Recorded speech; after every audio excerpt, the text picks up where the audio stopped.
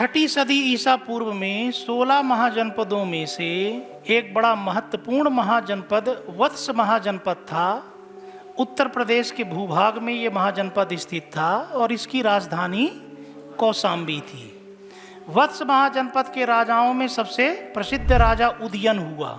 उदयन हाथियों का बहुत अच्छा शिकारी था और उदयन के पड़ोस में जो महाजनपद था वो अवंती था।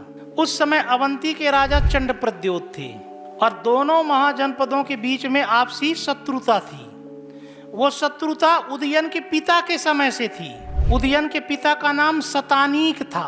शतानीक की मृत्यु के उपरांत उसका पुत्र उदयन वत्स महाजनपद का राजा हुआ और उदयन हाथियों का बहुत बड़ा शिकारी था। तो एक बार उदयन आया शिकार करने के लिए विदिशा के जंगलों में। विदिशा वाला जो क्षेत्र था मध्य प्रदेश में, ये वत्स और अवंती महाजनपद के बीच में था। तो उदयन आया विदिशा के जंगलों में हाथियों का शिकार करने के लिए और चंडप्रद्योत के जो सैनिक थे उन्होंने लकड़ी का एक हाथी बनाया और उस हाथी में सैनिक ही घुसे और लकड़ी के उस यंत्र चालित हाथी का पीछा किया उदयन ने और वो हाथी विदिशा के जंगलों से भाग आया अवंती की सीमा में। और तब चंडप्रद्योत के सैनिकों ने उसे लकड़ी के हाथी से निकल करके उदयन को बंदी बना लिया और उन उदयन को बंदी बना करके उज्जैन ले जा करके चंडप्रद्योत ने कारागाह में डलवा दिया। चंडप्रद्योत की एक पुत्री थी। पुत्री का नाम था वासवदत्ता और वासवदत्ता संगीत सीखना चाहती थी। तो उदयन को किसी ने बताया कि आपके कारागाह में जो कैद है उदयन, वो बहुत अच्छा संगीतकार है और उसके पास घोषवती नामक एक वीणा है। वो बहुत अच्छी घोषवती नामक वीणा बजाया करता था।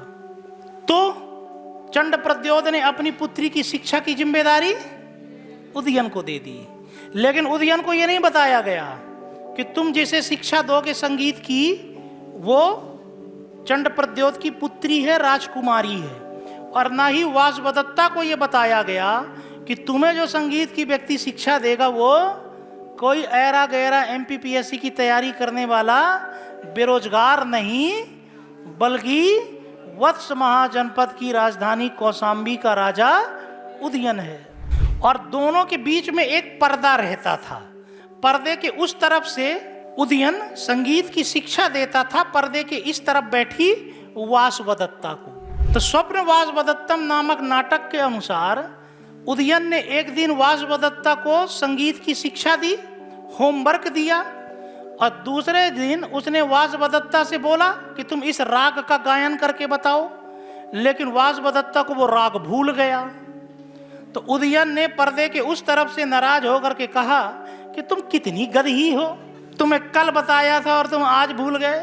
तो वासवदत्ता ने बोला कि तुम्हारी जवान को आग क्यों नहीं लग गई, तुम एक राजकुमारी को कुड़की कह रहे हो। तो वैसे ही उदयन को पता चल गया कि ये तो राजकुमारी है। उदयन ने पर्दा हटाया और दोनों की नजरें टकराईं और वासवदत्ता समझ गई कि ये कोई बेरोजगार युवक थोड़ा होगा, एक राजा होगा, इसके चेहरे में लिखा है कि ये राजा है। और दोनों को एक दूसरे से प्रेम हो गया।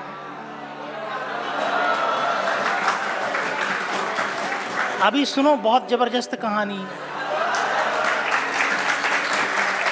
अब ये लोग रहते थे कहाँ? कारागाह में बंद था उदयन। वो रोजाती शिक्षा पाने के लिए संगीत की कुछ अच्छा सा खिलाती पिलाती भी बना करके उदयन को। अब उदयन के एक मंत्री था, मंत्री का नाम था योगंधरायण। क्या नाम था? उन्होंने प्लान किया उदयन को उज्जैनी के कारागाह से निकालने का और योगंधरायण का वो प्लान सफल हुआ और उदयन अपनी प्रेमिका वासवदत्ता के साथ कारागाह से भाग निकला। लेकिन जब ये पहुंचे अपने राज्य कौशाम्बी, तब तक कौशाम्बी पर किसी शत्रु ने अधिकार कर लिया था और परिणाम स्वरूप इनको जंगल भागना पड़ा।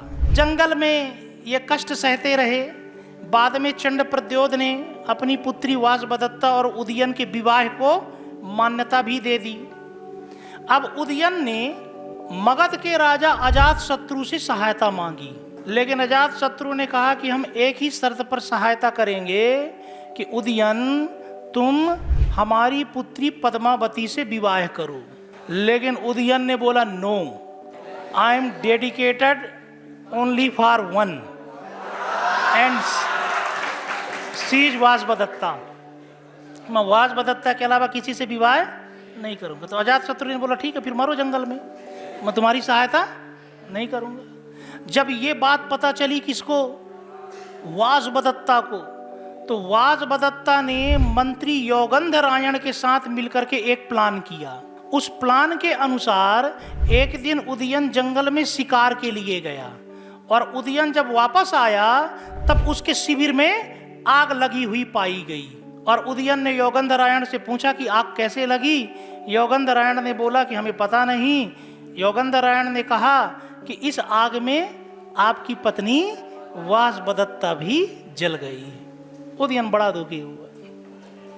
और जब वासवदत्ता की मृत्यु हो गई तो फिर उदयन को फिर से मंत्रियों ने कहा कि अब तो वासवदत्ता नहीं रह गई है, अब तो शादी कर लो, तभी तो वो अजातशत्रु सहायता करेगा और आप अपने छीने हुए राज्य को वापस प्राप्त कर पाओगे।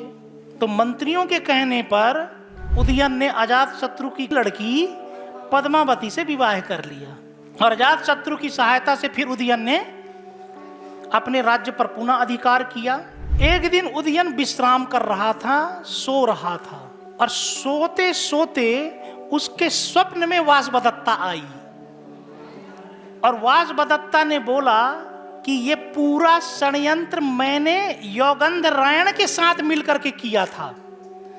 हमने जानबूझ करके शिविर में आग लगवाई थी, क्योंकि जब तक मैं रहती आप दूसरा विवाह नहीं करते और जब तक आप अजातशत्रु की पुत्री से विवाह नहीं करते तब तक आप अपने छीने हुए राज्य पर अधिकार नहीं करते। तो ये सब षड्यंत्र था। किसका षड्यंत्र था? मेरा और योगंधरायण का। उदयन बड़ा दुखी हुआ और उदयन ने आंखें खोली तो सही में वासवदत्ता जीवित खड़ी हुई थी, वो मरी नहीं थी। योगंधरायण और वासवदत्ता के प्लानिंग की वजह से उदयन ने दोबारा विवाह किया था और अपने छीने हुए राज्य को पुनः प्राप्त किया था। तो स्वप्न में उसे वासवदत्ता दिखाई दी थी, इसलिए इस नाटक का नाम रखा गया स्वप्न वासवदत्ता।